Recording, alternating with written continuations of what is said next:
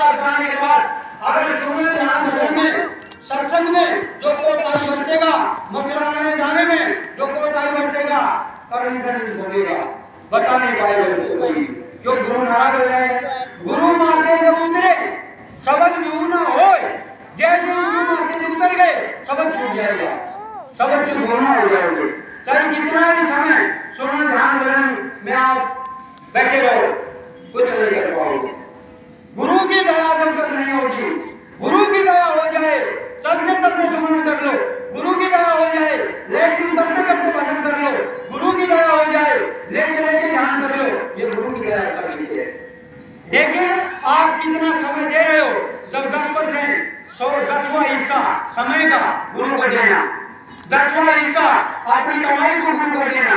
जब आप 10वां हिस्सा दिन में 24 घंटे में सुमन ध्यान भजन को देना, जब आप 10वां हिस्सा दे ही नहीं रहे तो बताओ आप कैसे सत्संगी हो?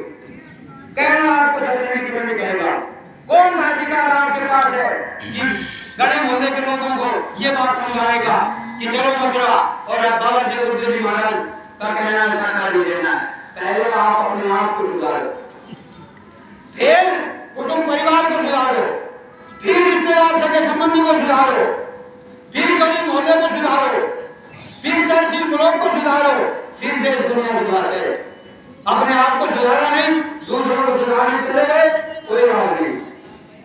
अगर सत्संग में आकर के एक बात को पकड़ा नहीं तो हमारा सुनाना बेकार और आपका सुनना बेकार। क्यों समय अपना खराब करते हो? किस लिए कचड़ी मुठड़ी उठा करके मथुरा भागते हो? किस लिए किराया भाड़ा लगाते हो? केवल एक भय से कि हमारे घर में रिश्ते का काम खराब नहीं हो जाए। हमारा आपका काम सत्संग बड़ी भाई बहन है। हमारा आपका काम है सोई हुई जीवात्मा को जगा करके परमात्मा से मिलाना, और वो काम तभी सार्थक होगा जब हम मजबूती के साथ खेती दुकान दफ्तर का काम करने के लिए आप और हम कितनी मेहनत करते हैं। एक बच्चे को तैयार करने के लिए, एक बच्चे को नौकरी लगाने के लिए कितना धन लगाते हो, कितना आप ट्यूशन लगाते हो, कितना कॉलेज स्कूल में पैसा खर्च करते हो। जब ये छोटी ही चीज के लिए इतनी मेहनत करनी पड़ रही है तो आध्यात्मिक दौलत परमात्मा को पाने के लिए कितनी मेहनत करनी पड़ेगी, इससे कई गुना ज्यादा। तो सुबह उठते ही मालिक को याद करो, गुरु महाराज को, और सुनना ध्यान भजन 24 घंटा आप घाट पर बैठ कर करते हो। जिस दिन सुनना ना बने उस दिन खाना खाने का अधिकार ही नहीं। ये जड़ रहे, ये तड़प रहे। जैसे बेटा चला गया, बहुत बीमार हो गई, भाई बीमार हो गया, और इतना भारी बीमार हो गया कि अंदर कट्टी नीचे उतर रहे नहीं रहा, मां को नहीं, मां नहीं खा सकती। क्यों? बेटा बीमार है। बेटी की ये आवाज है कि वो मरने पर फंस रहा है तो मां वो पूरी नहीं खाएगी। इसलिए आपको एक तकलीफ बनी रहे कि हमारा सुनने ध्यान भजन नहीं हुआ तो बताओ हमारा क्या होगा। ये दिन रात चिंता चेत आपको सताए रखते। इसलिए सुनने करते समय जब मन भाग जाए उसी मारा पर फिर और वहीं से फिर शुरू करो। फिर उसी नाम पर अगर मन भाग गया फिर उसी मारा पर फिर आओ करके तो देखो। एक दिन, 2 दिन, 4 दिन, 5 दिन, 10 दिन, महीना, 2 महीना लड़ाई लड़ो, या उस दिन छोड़ने समझेंगे जिस दिन हमारे आप मारा पूरी मन रुक करके हो जाएंगी, उस दिन आपको मिलेगा। और उस दिन जिस दिन आपका 8 माला पूरा मन रुक करके घाट पर और 8 माला पूरी हो जाए सत्संग करोगे भाई बहनों, उस दिन देखना आपके आंखों के सामने कितना बड़ा गिरमोट रुकता है। आप देखना, हमारी बात को मत मानो। आप किसी भी तरह महीना, 20 दिन, हफ्ता, 10 दिन, ये जब इतना साल करके देख लिया, ये भी करके देखो।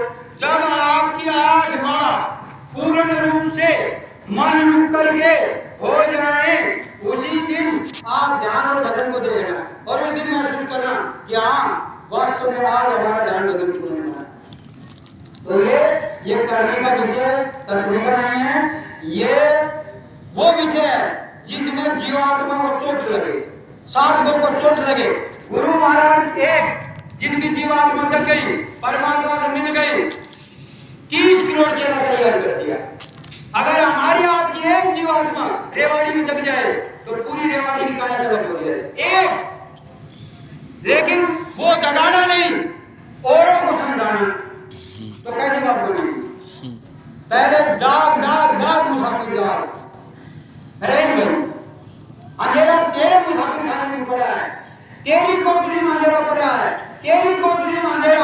और दूसरे के घर में तलब चाटने के लिए तैयार, तो बताओ कैसे कर पाओगे? इसलिए ये सब सत्संग प्रेमी भाई बहनों अपना ध्यान लगा करके और सुनना ध्यान भजन, गुरु की सेवा, गुरु की भक्ति जितना आपसे बन पाए लगा दो इसमें।